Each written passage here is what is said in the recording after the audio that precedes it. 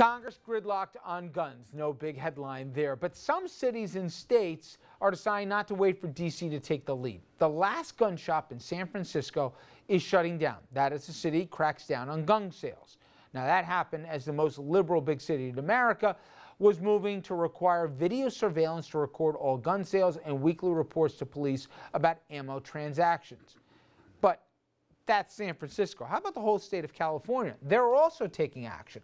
Lieutenant Governor Gavin Newsom, who's also running for governor in 2018, he wants a ballot initiative that would require background checks for ammo purchases and also ban high-capacity magazines. And if you say, oh, well, that's just lefty California, how about Virginia, which nobody's going to say is a solid blue state? The governor there, Terry McAuliffe, just signed an executive order banning open carry in state office buildings. Amazing that you had to sign an order to stop that. And he also created a task force to prosecute gun crimes and work on ways to further regulate gun sales. So, will this cause, if not Washington, to do something about it, other states to also follow the lead of states like New York and, to a degree, Connecticut? And I put it this way. Do you think, Scott, if there was a ballot initiative in all 50 states in this country, simply that there will be a background check and a database for gun purchases, okay? Nothing to do with assault weapons, ammo clips, anything like that. Just the basic background checks, that we would be more surprised how many states enacted it, or that a plurality of states said, no, we won't be willing to go there? Where do you think, if it's a strict, flat ballot initiative, state by state, they vote on it, which way do you think it would go? I've seen polls, but on a state by state basis, we look at the end of the day, more red than blue? I think it wins. I mean, I think based on polls, I think it succeeds.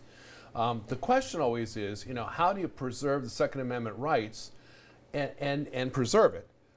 But also putting in, I think, controls of some sort that are universal, because it makes no sense if a guy buys something in Arkansas, comes to New York. You've got to have some kind, and I think databases and those kinds of things begin to make sense, where you're not restricting specific gun use. So the answer to your question is, I'm pretty sure people have had it. The problem, of course, is that elected folks get elected by constituencies in different places that may not feel the same way. And forget the NRA for a moment, okay? I know they're the bad guys here, but I see them as beatable ultimately.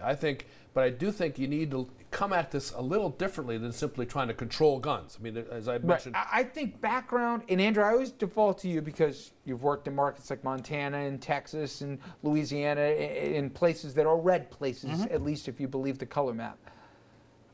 They say 90% of Americans support background checks. Straight up or down? Straight up or down, you would wind up with a map that looks somewhat similar to the electoral map that we use in presidential elections. Even for just background checks? Just background checks. The solid blue states would support and pass background checks. The solid red states and the purple states would reject them.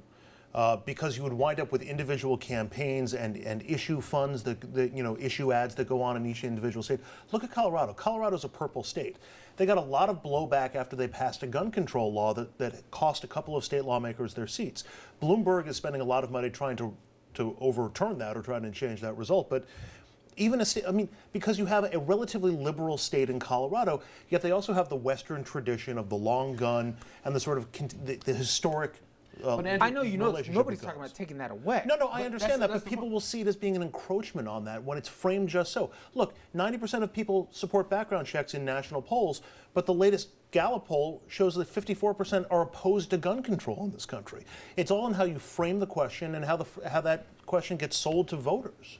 You always tell me we'd be surprised. You do speaking engagements all around the country. When you leave the tri-state area, it's a different country. Well, I'm trying to figure out what's in this coffee because Andrew and I agreed twice tonight. I'm only joking. He's right. I think that I love you, man. I think that outside of New York, Richard, as someone who travels the country, I want to believe that the county executive is correct with your assessment that it would pass. But seeing the America that I see quite a bit, I just don't see it. And in terms of just a background check, I just don't see that passing.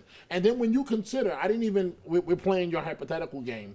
If you include the NRA and the influence and the lobbying that will come from that and the pressure on politicians, there is no way it would Dominic, pass. Andrew, let me just pose this.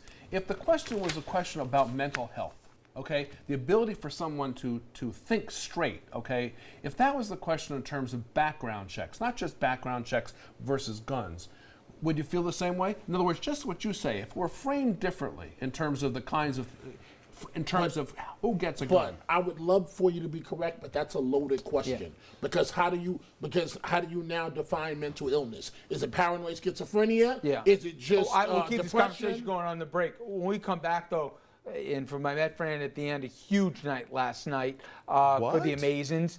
And the series starts tomorrow night against the Cubs. Just think about that. Mets or Cubs in the World Series. It will happen. We'll talk about that after this.